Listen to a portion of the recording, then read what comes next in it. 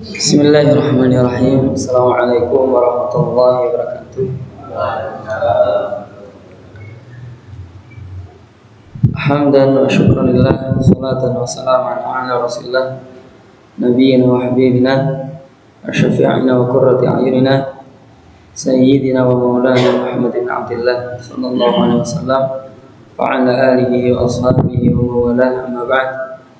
Allahumma anfa'na bima 'allamtana wa'allimna ma yanfa'una wa zidna ilman fi ilmina ya rabbal alamin. Baik, teman-teman sekalian, kita masih pada bab maghrur atau orang yang tertipu dengan kebiasaannya sendiri yang terlihat mengarah ke surga tapi hakikatnya dia sedang menuju ke neraka. Tapi insyaallah ini bab terakhir lah ya. Nah, setelah itu kita akan bahas tentang sifat-sifat yang dapat menyelamatkan kita besok di akhirat. Dan kita masuk pada wa firqatun ukhra ightarru sawmi. Apa itu? Nggak ngerti saya. Nggak ada gambar jarinya, nggak bisa naik. Itu caranya ini masuk gaptek nih. Tapi di sini nanti ya, kita coba ya. Tapi wa firqatul ukhra ightarru bis-sawmi wa aktsaru minhu. Nah, dan banyak dan golongan yang lain lagi mereka tertipu dengan puasa mereka, dan golongan ini tuh banyak sekali. Wa hum la yahfadzuna alsinatahum 'anil ghibati wal futul. Dan mereka itu apa ya? Enggak menjaga lidah mereka dari ghibah. Dan kasus ini kan banyak sekali ya, sampai Rasulullah itu dalam sebuah kesempatan bersabda, rubba sha'imin laisa lahu min siyamihi illa al-ju' wal 'atash. Betapa banyak orang yang puasa dia enggak dapat apa-apa kecuali hanya lapar dan dahaga saja. Wal fudul, dan hal-hal yang sia-sia, apa ya istilahnya, enggak ada unsur ibadahnya. Sebenarnya orang yang sedang berpuasa itu kan setiap detiknya itu bernilai pahala, tapi dia malah melakukan hal-hal yang sia-sia. Misalnya kayak sibuk main game online gitu-gitu kan sia-sia. Nah, sebagian ulama mengatakan itu hanya buang-buang waktu. Nah, tapi tidak ada unsur dosanya. Tapi sebagian lagi, ini ulama salaf kuno banget Bang ya. Saya juga belum bisa kalau mengamalkan yang satu ini. Kata yang satu lagi itu, kullu syai'in ma'aha an dzikrillah fahuwa maisir. Segala sesuatu yang dapat memalingkan kita dari mengingat Allah, maka itu tergolong judi. Masya Allah, dan serem. Nah, kayaknya susah banget tadi itu. Nah, itu kan orang salaf dulu ya, kita masih menjalankan hobi lah. Nah, hobi apa aja, biara ikan, biara tanaman, biara apa aja. Nah, tapi lanjut lagi, wala butunuhum minal harami indal iftar. Dan mereka juga tidak menjaga wala butunahum, dan mereka juga tidak menjaga perut-perut mereka dari yang haram ketika sedang berbuka. Hajar aja. Nah, untuk menyiapkan segala sesuatu kadang dia tidak hati-hati untuk nyari yang halal. Wala akhwatirahum ma'an dunya. Demikian juga mereka enggak menjaga batin mereka dari riya. Masya Allah, ini berarti puasanya saja, tapi yang amal-amal buruk yang lain tetap jalan. Wa minhum man yaghtarra bil haji. Sebagian dari mereka ada yang tertipu sebab ibadah hajinya. Nah, bagaimana itu? Fa yakhruju ilaihi min ghairi khurujin 'anil madzalim. Sebagian dari mereka ada yang keluar dari rumah, tapi mereka tidak keluar dari apa ya, dari kezaliman mereka yang sudah mereka lakukan. Nah, mereka pergi dari rumah menuju haji, tapi mereka tidak keluar dari kezaliman mereka. Nah, harusnya, dan ini sudah menjadi budaya salaf ya, sampai sekarang tak lihat alhamdulillah masih masih langgeng, yaitu ketika orang mau umroh, mau haji, bahkan mau safar biasa, hal-hal yang mubah pun mereka berusaha untuk menghilangkan kezaliman mereka yang ada pada orang lain dengan cara minta maaf.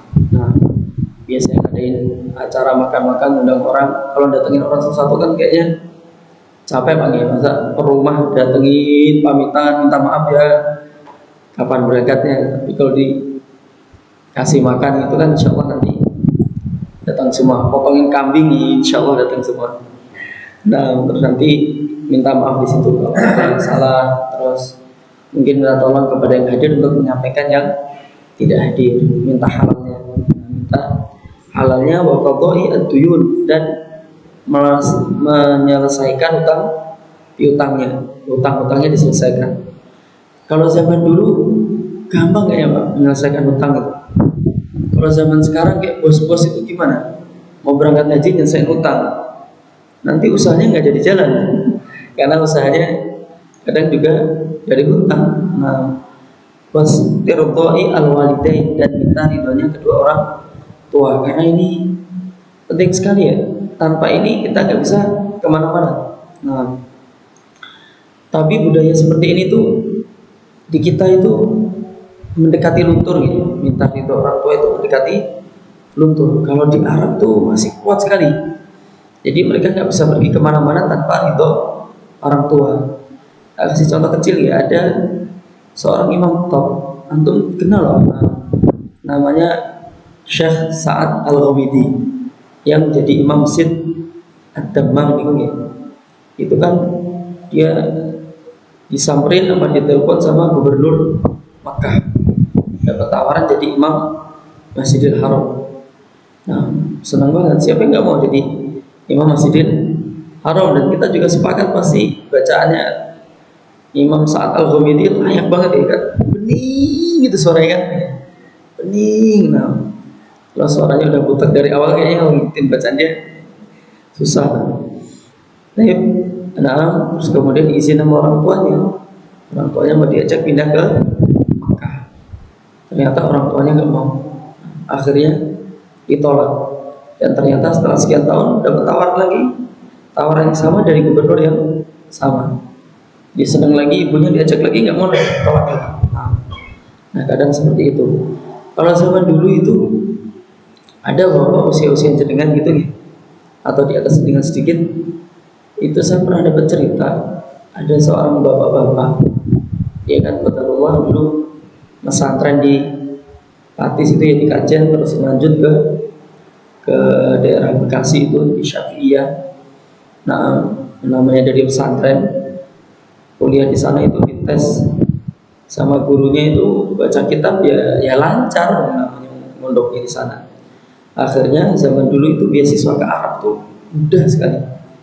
Dia dapat beasiswa, milih mau di mana, mau di Saudi, mau di Kuwait, mau di Qatar, mau di Irak, mau di mana, tinggal milih. Nah, waktu itu dianya milih kemana kira-kira Bapak? Nah, kira-kira tahu nggak biar baca itu zaman itu kan, kan ekonominya biasa-biasa saja, dia dari keluarga yang biasa-biasa saja, dia nyari tahu kira-kira ngasih beasiswa paling gede yang mana.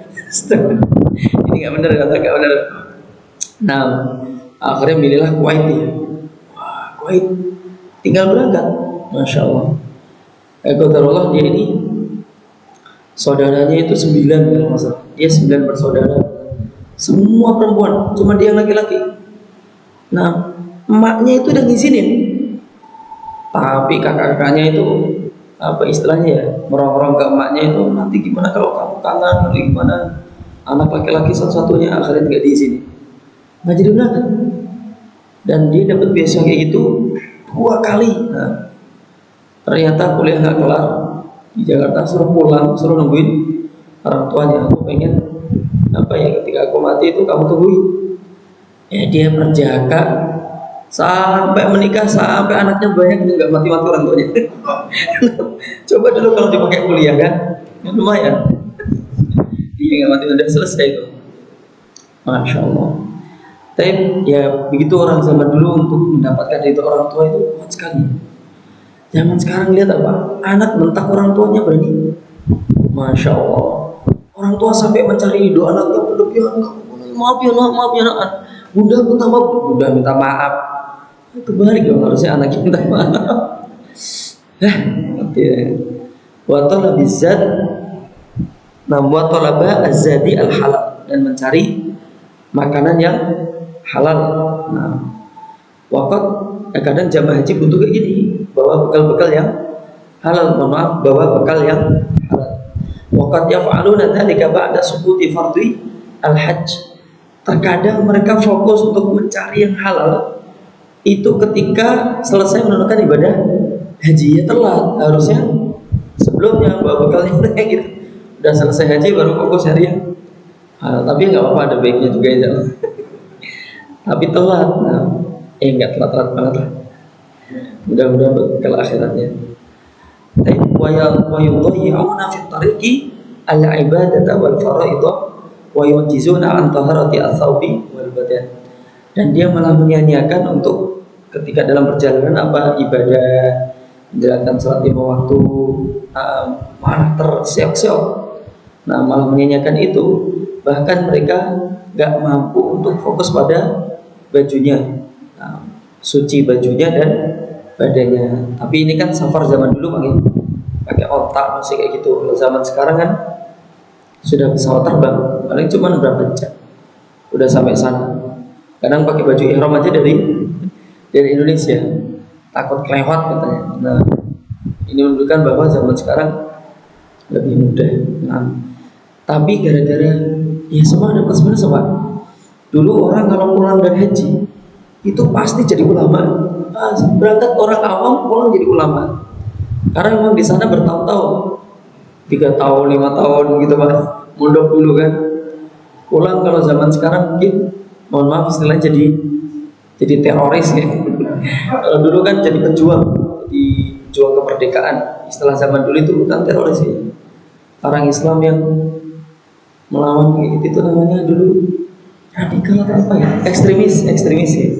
Ekstremis. Nah, kayak Syekh Nawawi Al-Bantani itu disebut ekstremis. Nah, kayak dulu pejuang kemerdekaan salah satunya dari beliau. Nah, wala yahtarizuna min ar-rafthi wal khisab. Tapi ya dia nggak hati-hati tentang mulutnya, ngomong-ngomong kotor. Bahkan dia ribut-ribut. Masa haji debat, ada aja ribut. Nah, mau cerita begini sedikit ya. Ada cerita dulu saya punya ustadz, namanya Ustadz Muhammadun, orang sini lagi, orang Pati. Beliau itu kan jadi pembimbing jamaah haji. Nah, biasanya orang-orang Libya kan begitu ya. Jadi pembimbing jamaah haji. Di situ itu orang-orang yang multazim, megang syariat kencang. Qadarullah saat itu mereka ribut. Nah, tentang hukum ikut pemilu kayak zaman sekarang gitu Pak. Tahun 2000 itu serem loh Pak. Tahun 2000 itu aneh kan, waktu itu di Jabodetabek ya.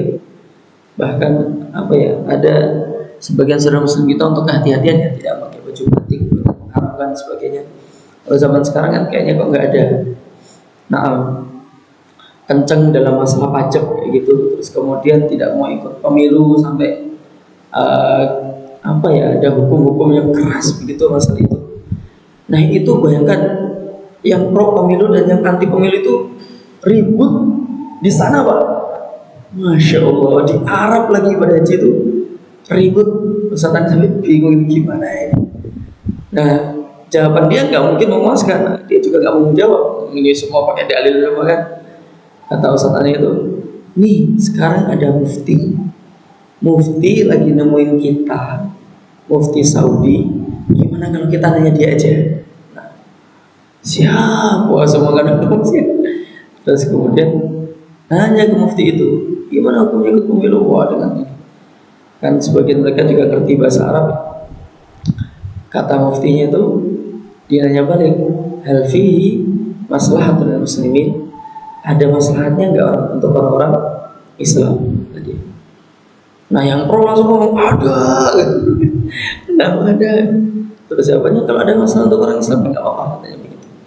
Wallahu ta'ala. kata beliau deh. Nah, akhirnya selesai. Maksudnya selesai. Ya nanti masih berdebat lagi. Ini debatnya selesai.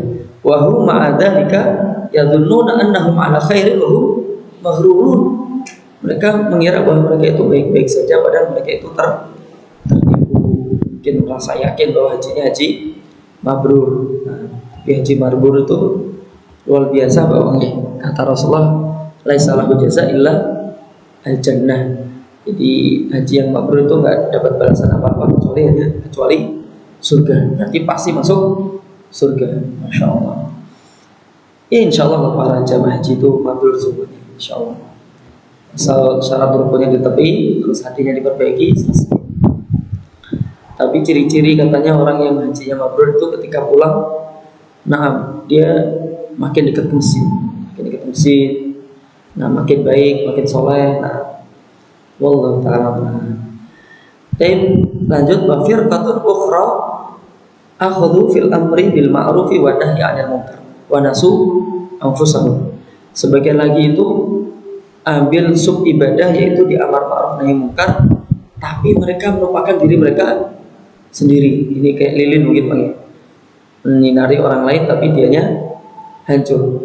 Amar ma'ruf ini kenceng, nahi munkarnya kenceng, tapi lupa tentang dirinya sendiri. Kalau di budaya kita, nah nahi mungkarnya kurang begitu kuat, kita rasakan kurang begitu kuat, walaupun kemungkaran banyak di sekitar kita.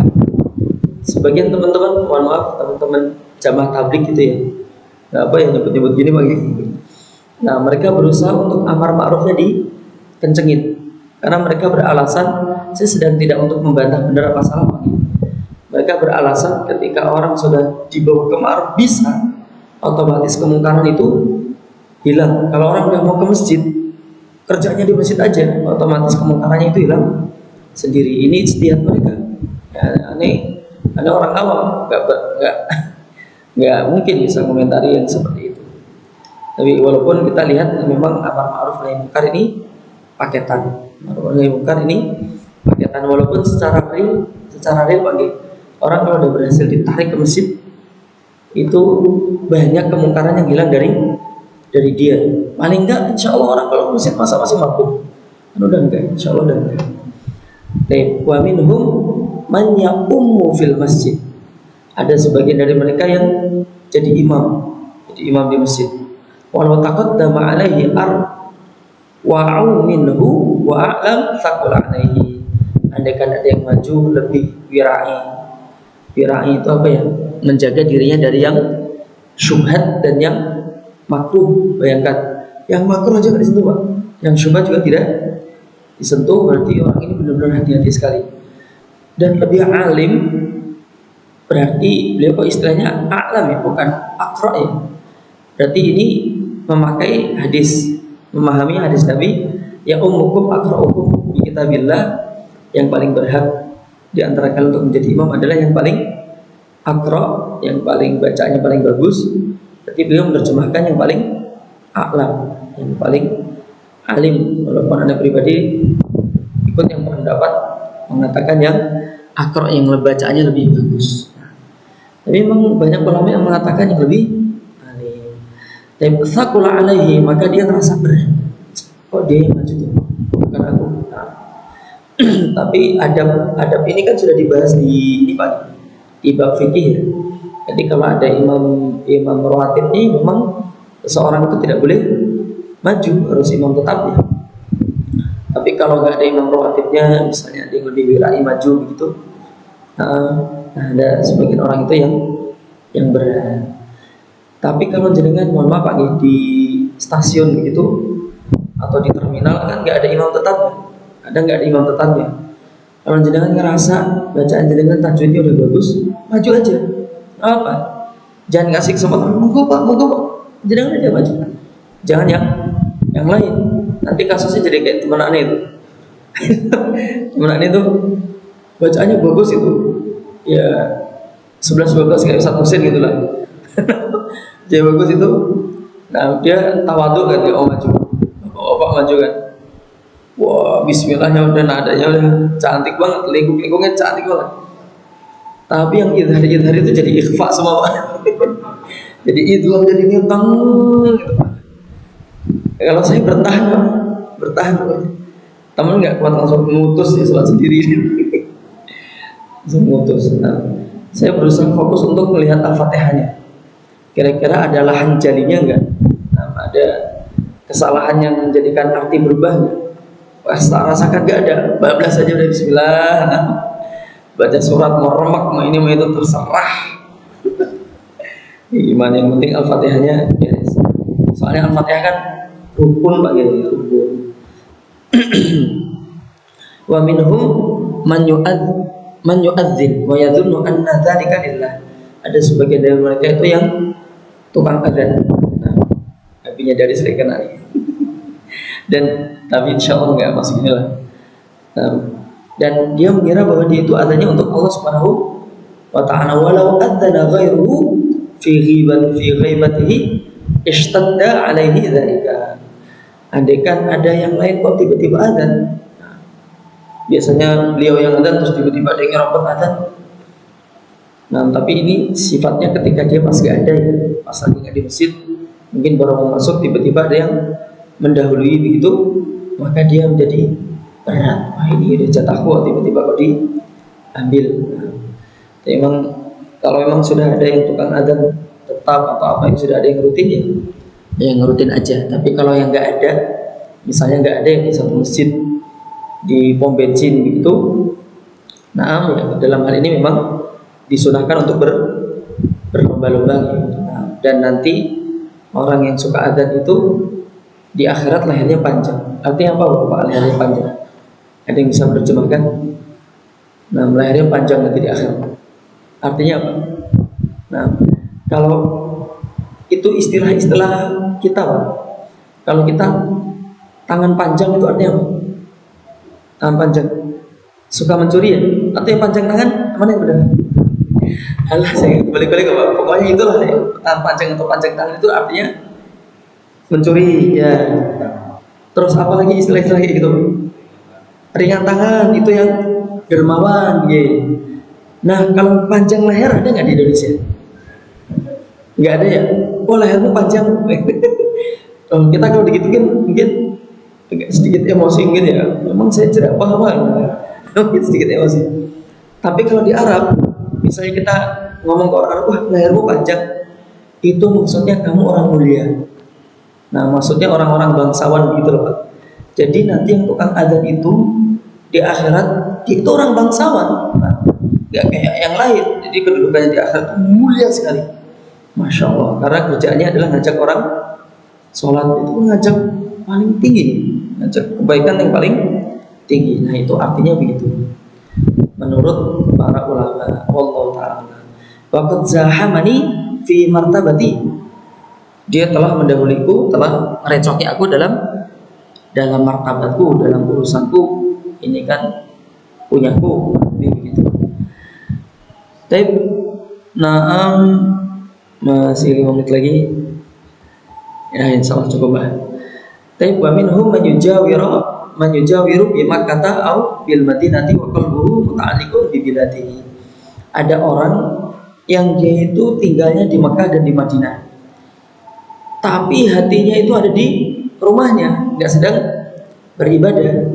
Saya di sana itu ketemu nenek-nenek usianya 65 tahun itu di Makkah, di Ka'bah itu, di sisi Ka'bah itu dari usia 17 tahun, dari perawan tidur di situ sampai semua petugas apal.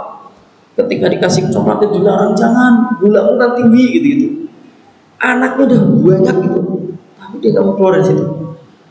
Punya usut ternyata dia orang mana? Orang Palestina. Nah, mungkin agak wajar ya, nggak keluar, jadi udah nggak diapa-apain. Mungkin udah nggak berpaspor juga. Dan nenek-nenek kalau nggak salah 65 tahun atau bahkan lebih, udah sepuh gitu. Nah, memang ada orang yang budayanya begitu. Jadi di Mekah, Madinah nggak apa, maksudnya nggak mau keluar, di situ saja. Dan itu dilindungi oleh negara, tidak diusir kayaknya. Taib wa qaulu an-nas fulanun mujawir mujawirun bi Makkah au bil Madinah. Dan ucapan-ucapan orang si Fulan itu Masya Allah dia selalu di Mekah dan di Madinah. Siapa ulama yang digelari Abidal Haramain, orang yang beribadah di dua tanah haram, kerjanya di situ aja. Ya, Masya Allah. Ustaz semua deh, saya nggak perlu di sini. Ya Fudail bin Iyad, nah, Masya Allah, Fudail bin Iyad tuh kerjanya itu di Mekah, di Madinah nangis terus. Ingat-ingat dosanya yang telah lampau, sudah lama ditinggalkan masih ditangisi, masih nangis terus kerjaannya begitu. Nah, maklum Pak, dulunya perampok. Nah, tahu sebab tobatnya kenapa? Kan dia menguasai daerah Gurun. Kalau orang lewat situ pasti dirampok. Tiba-tiba ada yang lewat situ sendirian, gak takut Pak. Yang dia takuti cuma Allah. Masya Allah. Perempuan, gadis, cantik banget. Dia ngelihat langsung, wah, nanti kamu tak zinai di rumahmu. Perampok tingkat tinggi ya, dibuntutin dari belakang. Ini kan udah jahatnya Pak. Istilah kita kan mau limong ya.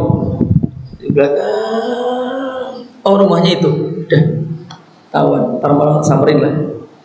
Bener habis Isya naik ini Pak, naik itu tembok gitu kan, dia temboknya tinggi, pagarnya tembok, naik langsung gitu masuk rumah, dengar bacaan Al-Quran. Kan dia orang Arab nih Pak, jadi paham bahasa Arab. Ini mohon maaf Pak, saya lupa ayatnya. Kurang lebih artinya itu, tidakkah tiba waktunya bagi orang yang beriman itu untuk segera bertobat kepada Allah. Bahasa Allah itu orang beriman. Dia ngerasa beriman, terus dia langsung nangis terus keluar dari tembok, gak jadi nyamperin perempuan itu, terus tobat. Nah, tapi emang orang kalau sudah tobat itu Allah bersihkan Pak, ininya semuanya Allah bersihkan. Dia punya anak namanya Ali, itu ulama top itu, anaknya Fudail bin Iyad. Padahal bapaknya perampok, ya kayak Umar bin Khattab kan, tukang bulat Pak. Tapi keturunannya ini keturunannya Simbah Ibnu Qudamah. Nah, itu ulama. Lanjut, thumma innahu yujawiru wa yata'amu fi awsakhin nas. Tapi dia itu ternyata wa yatma'u fi awsakhin nas. Ternyata dia itu fokus dan tamak terhadap kotoran-kotoran manusia. Kotoran-kotoran manusia itu maksudnya apa Bapak? Bisa nebak? Ya, apa yang disebut oleh Rasulullah dengan sebutan kotoran manusia? Zakat. Nah, dia ternyata ngejar zakat. Masya Allah. Zaman dulu itu setahu anak nggak ada orang yang mau menerima zakat walaupun miskin. Ini zakat nih. Tapi kalau tiba-tiba ditaruh di rumahnya, dia nggak tahu uang apa itu, diambil sama dia. Oh, mungkin hadiah. Tapi kalau ini zakat nih, nggak mau, nggak bakal sebutuh apapun tidak akan mau, karena Rasulullah menyebutnya kotoran, Pak. Kotoran. Iya kotoran manusia kan menjijikan. Tapi coba sekarang, mohon maaf ya, lembaga-lembaga zakat itu kan, saya kan amil, saya berhak 12,5%. Itu juga nggak ada salahnya loh Pak. Enggak. Cari Pak ulama tahun 1000-an Hijriah yang ngomong bahwa amil dapat 12,5%, nggak bakal dapat. Nah, yang ngomong begitu itu ulama zaman sekarang yang sudah almarhum. Nah, dalam kitabnya Fiqh Zakah, namanya Syekh Profesor Dr. Yusuf Qaradawi. Nah, saya nggak bermaksud mencela atau memuji juga enggak. Nah, dia mengatakan bahwa amil itu dapat 12,5%. Nah, akhirnya itu dipakai fatwa itu. Lomba-lomba ambil 12,5%. 1 triliun banyak. Nah, saya punya teman namanya cuma dipakai gitu. Kebetulan dia kan belajar di Arab nih, sampai dokter gitu, namanya dipakai untuk Dewan Syariah gitu kan. Belum lama Pak, langsung dapat mobil sedan, Masya Allah, sedap ya. Enggak ngapa-ngapain gini ya, mobil sedan datang ke saya. Padahal itu jelas-jelas dikatain Rasulullah dengan sebutan awsafun nas, kotoran manusia. Waqat ia juma'u dzalika wa yashurru bihi wa yastami'u lahu jumlatan minal muhlikat. Dan dia bisa jadi ngumpulin harta itu, bahkan dengan harta itu dia pelit. Ya Allah, dapat uang zakat tapi dikeluarkan lagi, pelit. Ya Allah. Wa yastami'u, ini kayak ngomongin zaman sekarang ya, zaman sekarang. Dulu nggak tahu ada atau enggak. Dan berkumpul pada dia itu segerombolan sifat-sifat guru. Wa ma min amalin illa wa fihi afat. Dan semua amalan-amalan itu pasti ada bencana-bencananya. Amal-amal ibadah itu pasti ada bencananya yang dapat merusak amal ibadah itu. Faman lam ya'rifha, bagi mereka yang enggak tahu, waqa'a fiha, pasti terjerembab dalam bencana-bencana itu. Waman arada ay ya'rifaha, kalau pengen tahu, barang siapa yang pengen tahu, falyanzur fi kitabina hada, hendaknya dia baca bab ini. Falyanzur fi afati arya al-hasil fi al-ibadati min as-shawmi was-salati wa fi jami'i al-qurbati fil abwabi al-murattabati fi hadzal kitab. Nah, maka hendaknya dia melihat riya, bencana-bencana riya yang muncul dari ibadah-ibadah, entah itu puasa, entah itu sholat, atau ibadah-ibadah yang lain yang memang kami sebutkan di bab ini. Wa innam al-khardu al-ana al-isyaratu ila majami'a ma sabaq. Jadi tujuan kitab ini secara umum hanya ngasih isyarat terkait secara global. Nah, secara global yang sudah kita bahas di atas. Jadi ini hanya secara global, tidak secara rinci. Padahal menurut saya ini udah detail banget ya, perasaan ini kok ada, ini kok ada, ini kok ada. Padahal kata beliau ini ternyata masih global. Nah, berarti kita perlu riyadhah gitu, perlu hati-hati lah. Nah, biar enggak jatuh pada yang dapat merusak ibadah kita. Wallahu ta'ala. Ya bareng-bareng lah Pak. Saya di sini ya enggak terus sudah top banget yang blas, enggak lah. Saling nasihati, kalau untuk melihat anak melenceng ya diingatkan. Nah, soalnya enggak apa-apa, asal enggak di depan umum gini ya. Gini. Antum kemarin ngapain? Nah, kalau berdua gitu pasti semua orang menerima lah. Tapi tak kira cukup. Insyaallah di pertemuan berikutnya kita bahas terkait zuhud. Nah, orang yang tertipu dalam zuhudnya itu bagaimana, insyaallah akan kita bahas di pertemuan berikutnya. Kita tutup dengan bacaan doa kafaratul majlis. Subhanakallahumma wa bihamdika asyhadu an la ilaha illa anta astaghfiruka wa atubu ilaik. Wassalamualaikum warahmatullahi wabarakatuh.